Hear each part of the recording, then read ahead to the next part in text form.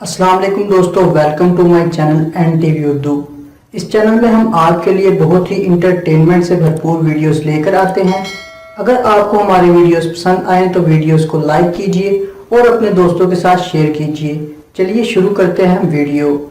जिस दिन शोहर की कमीज में रखे पैसे महफूज रहने लगे तो समझ लेना पाकिस्तान से करप्शन पाक होना शुरू हो गई है। ठंड का ये आलम है कि मच्छर भी अब कान में आके बोलते हैं, भाई कसम से काटेंगे नहीं, बस रजाई के अंदर थोड़ी जगह दे दे। मुझे 10 रुपए मिले हैं, जिसके भी हैं वो अपना शनाख्ती कार्ड, बेफारम असल तस्वीर और 1000 रुपए देकर ले जाए, शुक्रिया। कुछ लोग नमाज के बाद सलाम फेरते ही मोबाइल ऐसे चेक करते हैं जैसे नमाज की कबूलियत का मैसेज आना हो। एक बादशाह ने खुशी में सारे कैदी रिहा कर दिए। अचानक इसे एक इंतहाई उम्र रसीदा शख्स नजर आया। बादशाह ने इस कैदी को बुलाकर पूछा, कब से कैद हो? बुजुर्ग ने जवाब दिया, आपके अब्बा के दौर से।